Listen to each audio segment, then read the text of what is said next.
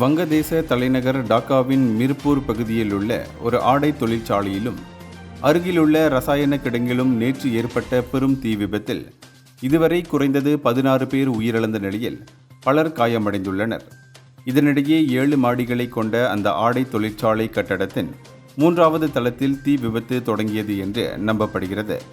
தீயணைப்பு வீரர்கள் தீயை கட்டுக்குள் கொண்டு வந்தாலும் உயிரிழந்தவர்களின் எண்ணிக்கை மேலும் உயரலாம் என்ற அச்சத்தில் மீட்பு பணிகள் தொடர்ந்து நடைபெற்று வருகின்றன. இந்த துயரச் சம்பவம் $40 பில்லியன் மதிப்புள்ள வங்கதேசத்தின் ஆடை ஏற்றுமதி துறையில் பல ஆண்டுகளாக நீடித்து வரும் பாதுகாப்பு குறைபாடுகளை மீண்டும் வெளிப்படுத்தியுள்ளது. அது மட்டுமின்றி இந்த துறையில் பணிபுரியும் சுமார் 4 மில்லியன் தொழிலாளர்களில் பெரும்பான்மையோர் பெண்களாவர். இதற்கிடையில் தளர்வான கண்காணிப்பு, கட்டிட குறியீடு விதிமீறல்கள் காரணமாக ஆபத்தான வேலைச் சூழலில் தொடர்ந்து பணிபுரியும் நிலைக்கு இந்த தொழிலாளர்கள் தள்ளப்பட்டுள்ளனர். இந்தியர்களின் இதய குரல் மக்களோசை.